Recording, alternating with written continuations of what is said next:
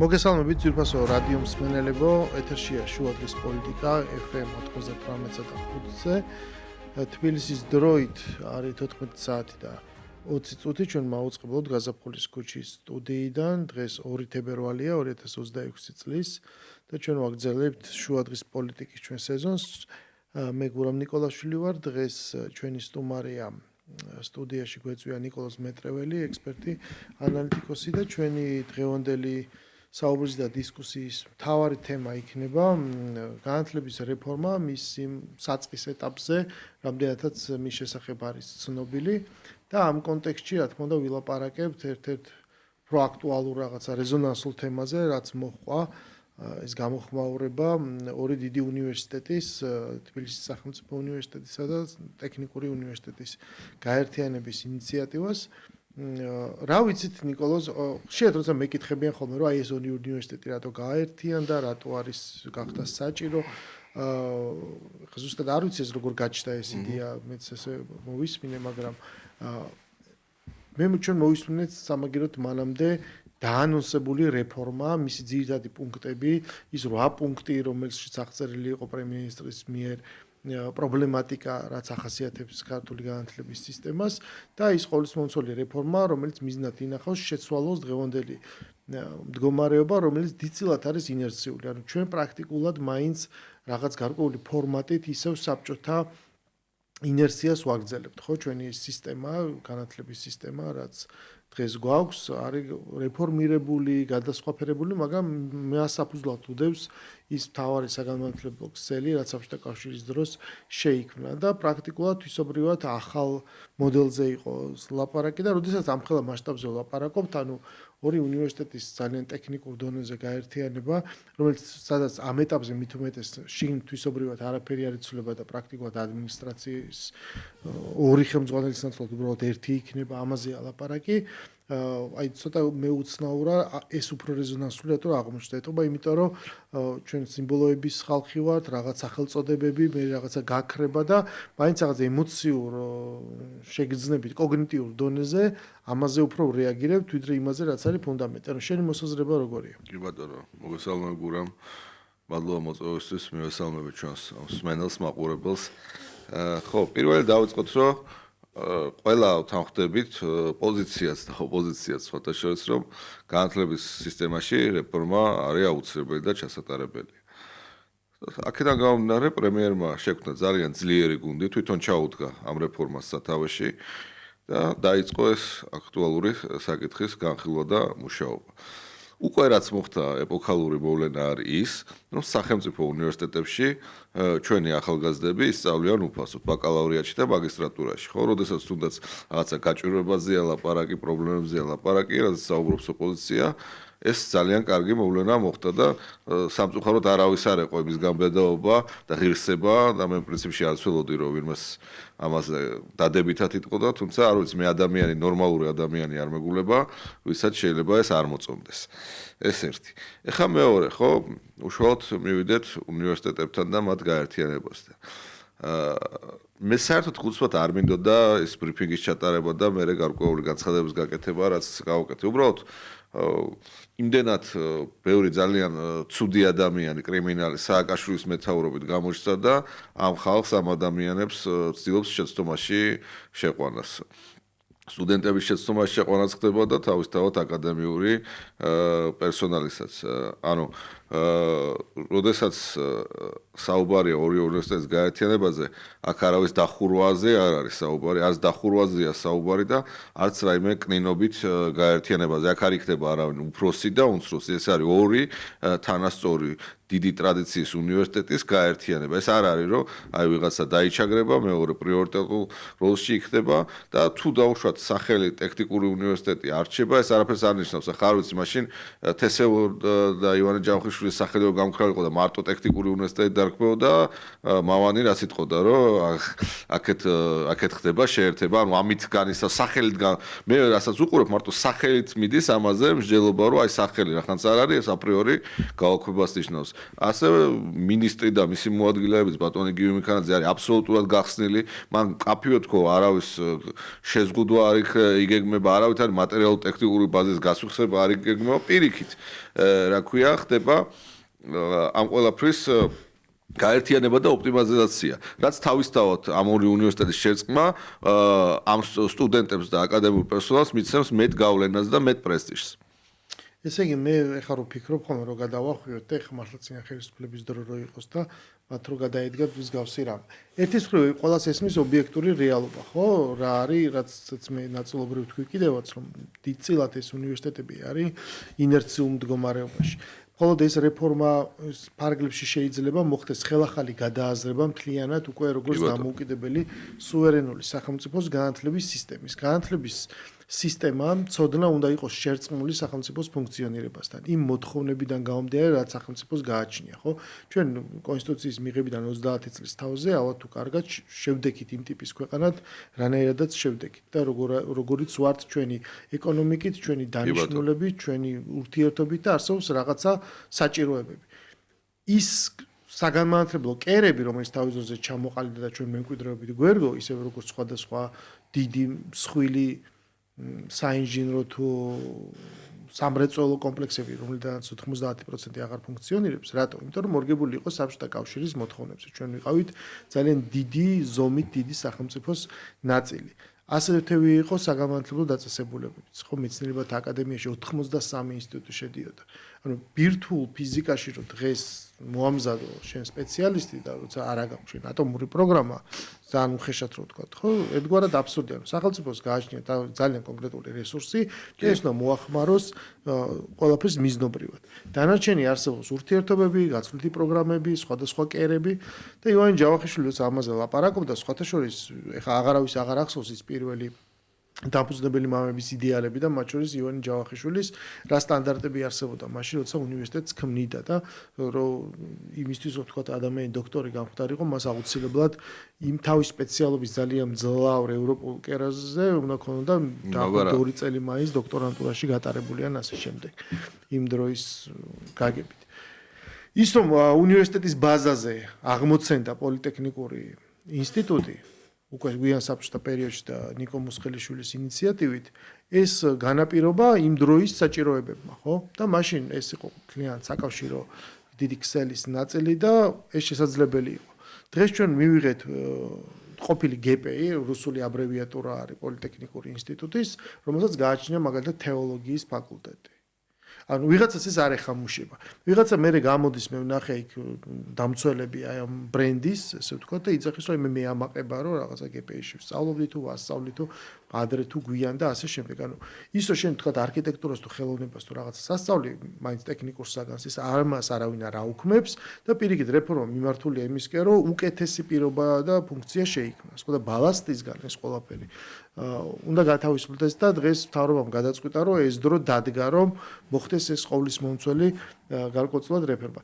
და როცა ლაპარაკობთ სახელებზე შენახსენი, ანუ ვერ ხვდები რატო გახდა ეს დასაცავი. ერთის მხრივ ვიღაცა შეიძლება ამაყება, მაგრამ მეორეს მხრივ ჩვენ გვახსოვს და მოვესწარით დროს, როცა სიტყვა GPI მოიხსენიებოდა და მე მგონი ეხლაც კნინობით ფორმაში, ეს იყო რაღაც სტიგმატიზების საშუალება და ვიღაცა ერთ ნახევარს თუ ემაყება, მეორე ნახევარი მოსახლეობის ამას იყენებდა შეურაცხყოფელი დანიშნულებით. ნებისმიერ შემთხვევაში ესე იქნება თუ ისე იქნება GPI თავისი არსით, თავისი ეს აბრევიატურა როგორც იჩიფრება, გვეძ ეს დიდი ხანი აღარ არსებობს. გადაკეთდა ის ტექნიკურ უნივერსიტეტად, ადაპტირდა, არის წარსული. და ეს დამთავრებულია, რაც უნდა ჩვენ გული შეგვტკიოდეს და მივტიროდეთ და ბევრ რაღაცას მივტირით ჩვენ წარსულში, ესეც გახდა წარსულის კუთვინება და დღეს ჩვენ დგავართ იმ ამოცანის წინაშე, რომ უნდა შეიქმნას მთლიანად ახალი ქვეყნის საჭიროებებზე მორგებული არა მხოლოდ რაღაც კონკრეტული კომპონენტი თუ ინსტიტუტი, მთლიანი სისტემა, თავისი სასკოლო განათლებით, უმაღლესი განათლებით, პროფესიული განათლებით და შემდეგ შრომის ბაზრით, რომელთანაც ეს იქნება მჭიდროდ დაკავშირებული.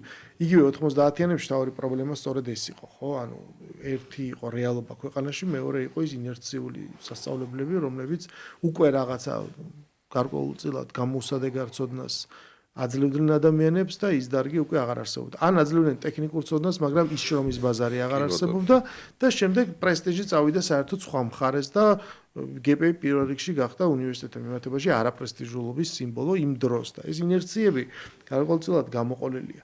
აქედან გამომდინარე მე მაინც მგონია რომ ეს პროცესი დაწყებულია და თუ ვიღაცას უნდა ოპონირების სურვილი გააჩნია მნიშვნელოვანია რომ დაუპირისპირდეს არა მთლიანად რეფორმას როგორც ესეც რომლის საჭიროებაც აი შენ სწორად აღნიშნე ყველას ესმის არამედ მოინდომოს იმისათვის რომ ამ რეფორმის პროცესში სადაც 100%-ით ზედმიწევნით ვერავის ვერაფერი ვერ ეცოდება როგორც ჯობია შეიტანოს თავისი წვლილი დებატით დისკუსიის და თავისი რაღაც კონკრეტული კონსულტაციით თუ გამოხატული საჯარო და ღია რჩევით რომ რაღაცა თუ ცვლით ჯობია შეიცვალოს აი ესე როგორ გავაკეთოთ უკეთ აი ეს იყოს ამოცანა და არა ის რომ აი თქვენ აკეთებთ და ჩვენ ეს არ უნდა გააკეთებინოთ იმიტომ რომ ეს დუალიზმის ხანა მე მგონი დამთავრდა უკვე რა ამ ქართულ პოლიტიკაში იმიტომ რომ აი ამ დესტრუქცია საბედნიეროდ დამარცხდა ქუჩაში და უკვე ის რომ ცდელობა იმის რომ ყველაფრის დემონიზება გავაკეთოთ და მოდი მე ამეთი ხელისუფლება შევცვალოთ რაც ნებისმიერი საკითხი ამისკენ არის ხო მიმართული კანონ პროექტ შემოიტან კანონს გააკეთებ თუ რაღაცას ყველაფერი არის გამოყენებული აი ხალხო გამოდით ქუჩაში ანუ აი დამთავრდა ეს აღარ გამოდის ხალხო ქუჩაში და ერთ-ერთი სფერო დარჩა სფერო აკადემიური დებატი თვისობრივი საკითხის განხილვა რაცაც წინა პლანზე გამოყავს უკვე საკითხის მეტნაკლებად ავა თუ კარგად მცოდნე ადამიანები ანუ გაჩნდა ინიციატივა იმის შესახებ რომ მოდი თუ კი დაიღალეთ მივხვდით რომ თქვენ გულოთ ქუჩაში გახართ ტყუილა კედელს ურტყავთ უბრალოდ თავს და ვერაფერს ვერ ცვლით ჩვენ შეგვიძლია ესე გავაგრძელოთ იმიტომ რომ თან თუ გავიხსენებთ დიდი ხნის განმავლობაში ოპოზიცია იძახდა რომ პოლარიზაციას ქართული ოცნება ქმნისო მას აწყობს ეს მდგომარეობა ამაში იგებსო დღეს გამოდის ქართული ოცნება და იძახის რომ არა ჩვენ არა ვართ პოლარიზაციის ავტორები ეს თქვენ გინდოდათ სპეციალურად ამის გაკეთება და აი ჩვენ მაგალითად შეგვიძლია ჩვენ გვბრალდება ეს შევცვალოთ ეს მდგომარეობა აი გავხსენით კარი სტუდიები ვინც აღიარებთ რომ ეს არის სწორი გზა პოლიტიკური ურთიერთობის მობრძანდით კონკრეტული საკითხი დავსვათ კორიდა კი არ მოვაწყოთ როგორც ჩვენ სხვადასხვა სტუდიებში გვაქვს ნანახი ან რაღაცა გლადიატორების შერკინება რაც ანუ პოლიტიკურ შოუს და სანახაობას რო სთავაზობდნენ ადამიანებს თუ დაპირისპირებული მხარეები ხმამაღალი ლაპარაკი ყვირილი ბოლოს ჭიქების სროლა ხელჩართული ჭხუბი ეს არ არის დებატი ბევრ ადამიანს მიაშნია რომ სწორედ ეს არის დებატი აბა როგორ სად არის ჰართოქი და რაღაც ეგეთი სისულები არის არსებობს კონკრეტული საკითხი არსებობს არგუმენტები ამის შეჯერება და მსაჯული არის მაყურებელი მოქალაქე რომელიც თვითონ გადაწყვეტს იქ არ არის თავპირის დასისხლიანება საჭირო იქ ჩვენ რომ მივცეთ საშუალებას რომ მხარეებმა გამოხატოს საკითხზე არგუმენტები და დანარჩენი ადამიანის სახლში თვითონ გასაზღვრავს რა მოწონს და რა არ მოწონს ანუ ეს კარი არის გახსნელი ვისაც უნდა და ვისაც მიაჩნია რომ პოლიტიკა უნდა დაბრუნდეს თვისობრივად ისეთ დემოკრატიულ სივრცეში როგორც სადაც არის მისი ადგილი ეს კარი ღია და დღეს იწყება სხვათა შორის ეს დებატები ჯერ რუსთავი ორზე შემდეგ კვირაში მე მგონი დაიწყება ტელეკომპანია იმედის ეთერში და ჩვენ ნახავთ ვინ როგორ გამოაჩენს თავს სხვა შორის ქცევა დებატის დროს ესეც ერთ-ერთი ძირითადი და ფუნდამენტური შტრიხია პოლიტიკოსის, რომ თავისთავად დაანახოს ამ მომრჩეველს, ხო, რას თავაზობს ის. დღეს როგორ იქცევი და ხვალ როგორ მოიქცევი, ხო ესე. შენ როგორ ფიქრობ, ანუ რამდენად არის ქართული საზოგადოება ამისთვის მზად, რამდენად არის პოლიტიკური კლასი, რომ მათ დაუბრუნდნენ, მე ვერ ვიტყვი, ეს არ არის ახალი წესი, ეს არის ყველაზე ფუნდამენტური წესი, ხო? როცა დემოკრატია აღმოცენდა აი ამ დისკუსიასთან ერთად. ხო, რა თქმა უნდა. ჯერ კიდევ ძველი საბერძნეთიდან მოყოლებული და ვარ ჩვენ ამისთვის მზად. თუ ეს ცდილობაც ისევ ჩაივლის და ჩვენ გავაგრძელებთ აი ნორმალურ გარემოში ცხოვრებას. საზოგადოება ამისთვის აბსოლუტურად მზად არის და ვინც ნორმალურად აზროვნებს ოპოზიციაში, მე ვფიქრობ, იმათვისაც შანსი. ახლა დღეს მაგალითად გამეკვირდა გახარიას პარტიამ უარი თქვა უკვე ამ დებატებზე, ნუ ეს ახლა მათ კომიკურ მდგომარეობაზე ყველაზე რამე თქვა ეს მე კი ვერ ვნახე. არა, ვითომ რატომ არა? რუსთავმა შეიმუშავა აკადემიური სტილი, ძალიან სწორი სტილი, რაც აპრობირებული აქვს თელ სოფლიოში დებატების და მათ ეს ფორმატი არ მოწონთ. არ ვიცი რა ფორმატი უნდათ, რაღაც ახალი ველოსიპედის გამოგონებას ითხოვენ თუ რა სითხოვენ, მე ვერ მივხვდი, რატო შეიძლება მათ უარი ეთქვათ რა მიზნით, თუ ფაქტი ეს არის. ახლა დანარჩენებზეც რადიკალურ ძალებზე არ ვიცი, ნუ რაღაც სიძახია რომ ჩვენო პოლიტპატივრების განთავისუფლებაზე უნდა ვილაპარაკოთ, მარტო სხვა არაფერზე არ ვაპირებთო. საუბარს. არ ვიცი, მე ხა მზათა ვარ, სხვა უამრავი ადამიანია მზად და მე ძალიან გამიხარდა, როდესაც საქართველოს პრემიერ-მინისტრმა თქვა, რომ პირველ რიგში ის არის მზად საგნობრივი დებატებისთვის, მათ შორის განათლების სფეროზე, რაზეც მე მუშაობ და უამრავი ადამიანი მუშაობს და სხვათა შორის და მაინტერესა უბრალოდ პრემიერმა წამოწია ეს თემა და 19 სახელმწიფო უნივერსიტეტი გვაქვს და კიდე 60-ზე მეტი მთლიანობაში უნივერსიტეტი. მე დაახლოებით პარალელ გავავლე მოსახლეობის რაოდენობითაც ყველაზე სწორი არის ხორვატიასთან. სხვათა შორის ხორვატიაც ტურიზმი ერთ-ერთი მთავარი შემოსავლის წყაროა ხორვატიას, სადაც არის ევროკავშირის ერთ-ერთი წამყვანი, ძალიან კარგი ქვეყანაა, 7 სახელმწიფო უნივერსიტეტი სულ. ხო აი რაღაც ანუ ნონსენსია თავისთავად 19 უნივერსიტეტი, მთლიანობაში 60-ზე მეტი უნივერსიტეტი. ამიტომ აი საგნობრივად შევიდეთ, რასაც შენ საუბრობდი, შევიდეთ ნებისმიერ ეთერში და დავხსნათ და ვილაპარაკოთ ამაზე. მე საერთოდ ვერ ვიგებ, როგორ შეიძლება მაგალითად ტექნიკური უნივერსიტეტის რომელიმე სტუდენტი წინააღმდეგი იყოს ამ გაერთიანებისთვის, ხო? აი ამაზე ვის შეუძლია შემეკამოთოს, რომ ნებისმიერი სტუდენტი ცდილობს, რომ რაც შეიძლება პრესტიჟულ, რეიტინგულ უნივერსიტეტში ჩააბაროს, ხო? ეხლა ტექნიკურ ფაკულტეტზე რაღაც გარკვეულ საგნებს, რაც არ იცვლება, ხო? ჩააბარე არქიტექტურაზე, სწავლობ არქიტექტურაზე, ამთავრებ ანუ რა გეცვლება? შენობაც არ იცვლება ამ შემთხვევაში. არაფერი, პირიქით, ანუ მათი დიპლომი ხა TSU არის უფრო რეიტინგული და ძლიერი უნივერსიტეტი, ვიდრე ტექნიკური უნივერსიტეტი. თავისთავად ხა, როდესაც სტუდენტს ეძლევა TSU-ს დიპლომი, ეს მით უმეტეს მის პრესტიჟს და სწავლის ხარისხს ზრდის, თავისთავად და დასაქმების პერსპექტივას ზრდის და შეუძლებელია ხა მე იქ უბრალოდ ტექნიკური უნივერსიტეტის უამრავი სტუდენტი დამეკავშირდა და მთხოვეს, რომ ჩვენ გვინდა ეს გაერთიანება, ვითხოვთ ამ გაერთიანებას და სუსაჭირო იქნება. ამაზე ხმამაღალათაც ვისაუბრებთ. ეხა იქ დავინახე ისეთი ხალხი, რომელიც ტექნიკური უნივერსიტეტს კი TSU სტუდენტი, არც ერთი უნივერსიტეტი ამ უნივერსიტეტებთან შეხება არ აქვს და ეს ხალხი დგანან და იქ ვინ ეკითხება, საერთოდ რა საქმე აქვს? ის ერთი მეც ვნახე, ერთი ჟღალი ბიჭი, რომელიც მოგონი არის მიშა მაჭავარიანის შვილი. ხო, ის მან უკვე მოასწრო სხვადასხვა პლატფორმის მოსინჯვა იმისათვის, რომ გამხდარიყოს. ბატონი ვარდენი, ხო? აქტიური და დღეს რაკი სადღაც კერა გაჩნდა იმ წუთშივე იქ მივიდა შალვან თელაშვილივით და თამადად ჩაუდგა თავში და გახდა ეგრევე სტუდენტი. ანუ ესეთი რაღაცნაირად პოლიტიკური თაღლითები ამ ასაკში, ხო, უცხოხილი არ არის ქართული პოლიტიკისთვის, მაგრამ აი რატომ უნდა გინდოდეს ამის გაკეთება, ძალიან რთულია, რომელსაც პირდაპირ ეთყობა ხელწარება. მე ეს მარშები ხო პირდაპირ შეერწყა ამას, ანუ ეს ერთი რაღაცნაირად კონგლომერატია, ერთი ჯგუფი, რომელიც ხან განათლების სახელით, ერთ და იგივე ჯგუფი და სხვადასხვა სახელით. ამჯერად რაღაც ჩაბათობის მარშებზე მიიღო განათლების მიმართ მიძღვნილი იყო ეს მსვლელობა და შესაბამისად ეს შეიძლება რომ გაგრძელდეს. ეს პროცესი რა თქმა უნდა არავის არ ეკრძალება და რამდენი მარში შეუძლიათ იარონ ეს პოლიქრონიონ, მაგრამ ხო არსებობს რაღაცა სხვა სივრცე. მე არ გამიკვირდა სხვათა შორის, იმიტომ რომ პარლამენტის თავმჯდომარე აპირებს დღევანდელი დებატის გახსნას. იქნება ანუ არაერთი, თუ ერთ-ერთზე სურს გახარიას პარტიას დებატები, ისინი არიან პარლამენტში შესულები. მათ ეს პრობლემა არ აქვს. ანუ ყველაზე ნაკლებად მათ უნდა კონდეთ წესით პრობლემა, რომ პარტია, რომელიც არის საპარლამენტო პარტია, იქ შესულია, ეს ტრიბუნა უჭირავს და ის შესაბამისად კონვენციურ პოლიტიკაში დაბრუნებულია, რატო უნდა იძახდეს რაღაც პრობლემას? ეს არის სრულიად გაუგებარი, ხო? ამას ერთადერთი ახსნა შეიძლება კონდეს, ერთადერთი ახსნა არის ის, რაც თავის დროზე ყველა გამოვეხმაურეთ და დავწერეთ, როდესაც ამ დებატების ინიციატივა გაჩნდა ყოფილმა პრეზიდენტმა სალომე ზურაბიშვილმა, იყო ყველაზე მკაფიო და ხმამაღალი, თორემ ბევრმა თქვა, რომ არა, ეხა სადნო ველაპარაკოთ, ხო იცით, დაიწყეს განხილვა, მაგრამ რომ არა, არავით არის დებატი.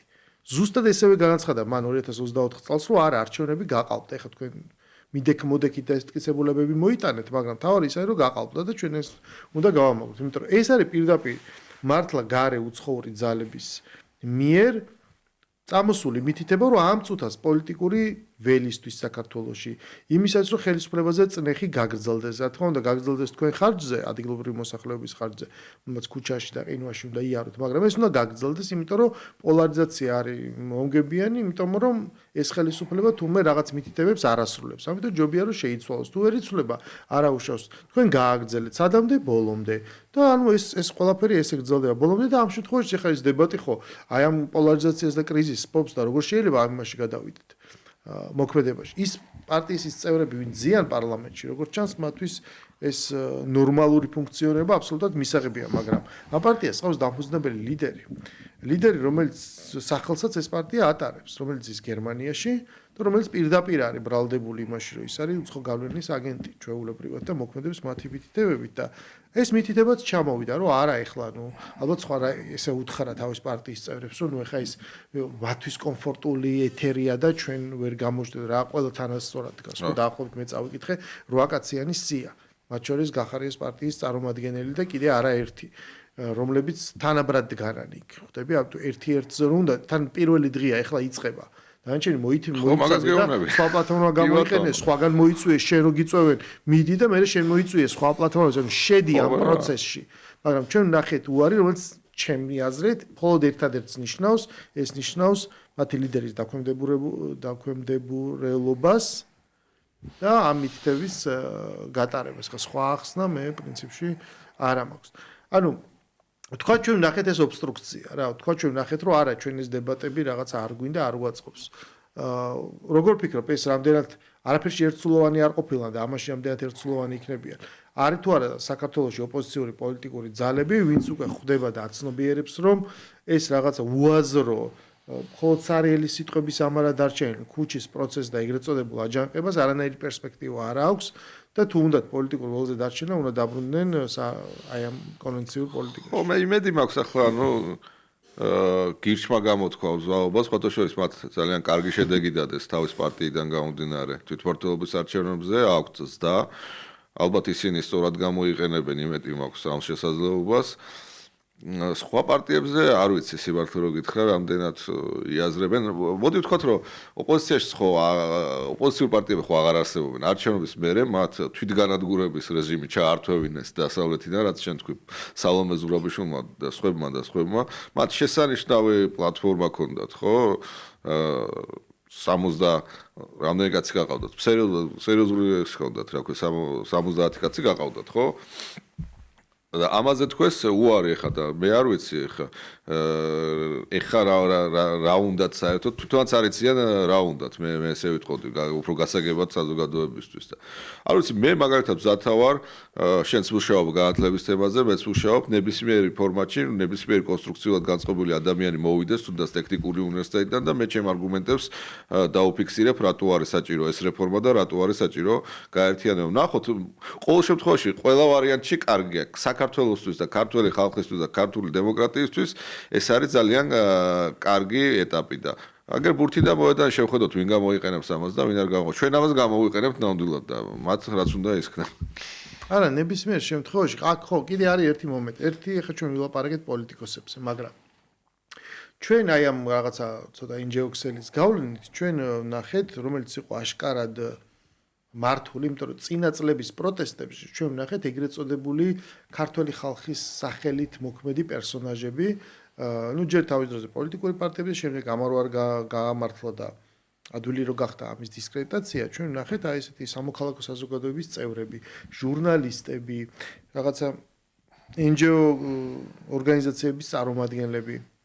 ვნახეთ ჩვენ აი ამ სხვადასხვა დროის პროტესტის ავანგარდში, ტრიბუნაზე მოწოდებით რომ წაგლეკავთ, რომ რაღაცა ტექნიკური მთავრობა უნდა შექმნათ და თქვენ გადადგეთ და იქ ჩვენ უნდა ვიყოთ და ასე შემდეგ. ხო, ეს ხარდაჭერილი ეს პროტესტი.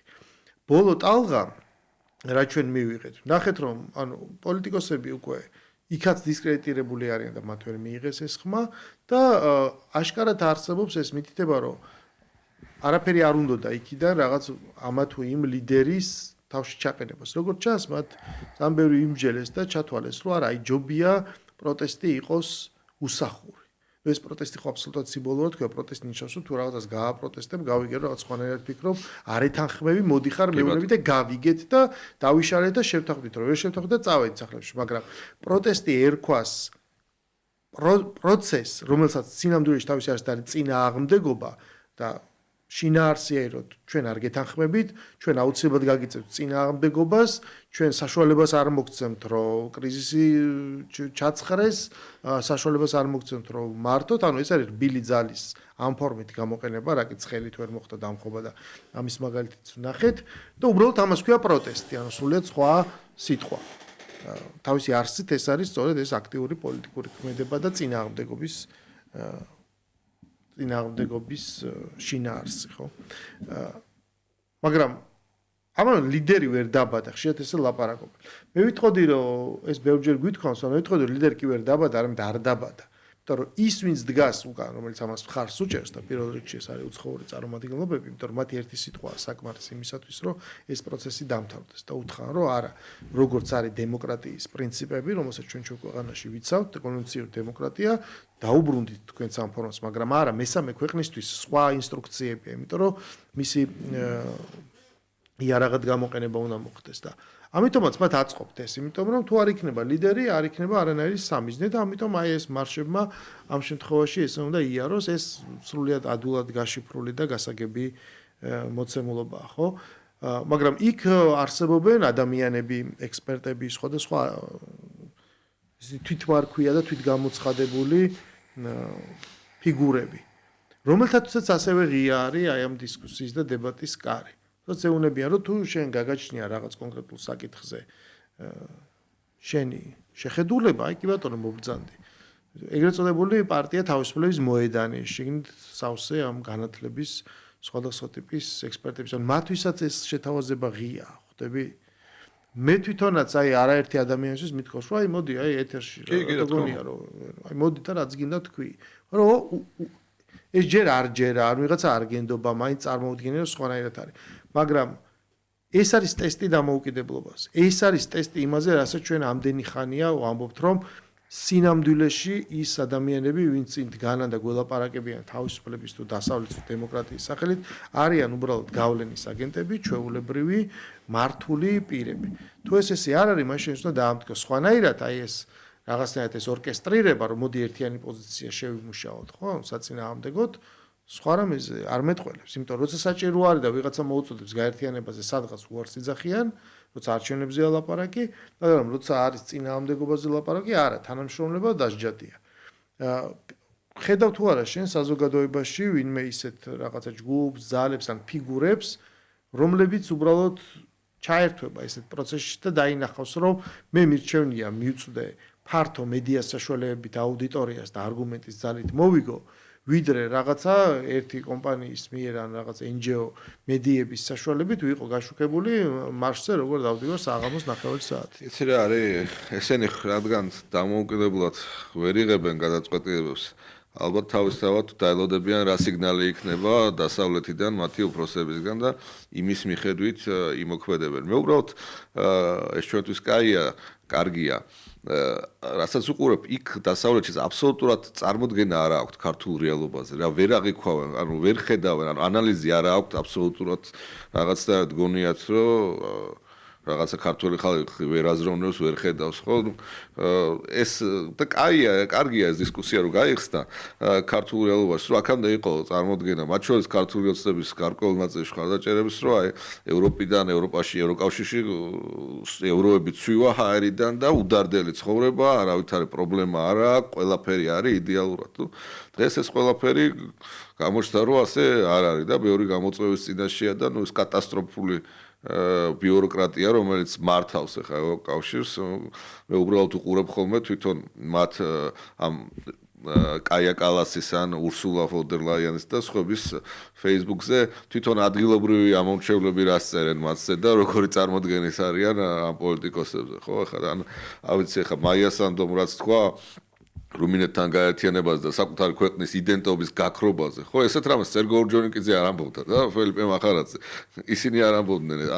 ასეთ ხალხს, ესეთი ხალხის მეგობრები არიან, სალომე ჟურობიშვილი არის, მაია სანდუს მეგობარო, მითხარი ვინ არის შენი მეგობარიო და გეტყვი ვინ ხარ შენო, ხო, ძველი ლათინური გამოთქვაა და არ ვიცი, მე ვერ გეტყვი ვიღაც ამას გამოიყენებს თუ არ გამოიყენებს. თუ ჭკუა აქვს, უნდა გამოიყენონ, მაგრამ საქმეს ეგარო ჭკუა არ აქვს და მე მგონი რომ ვერ გამოიყენებენ.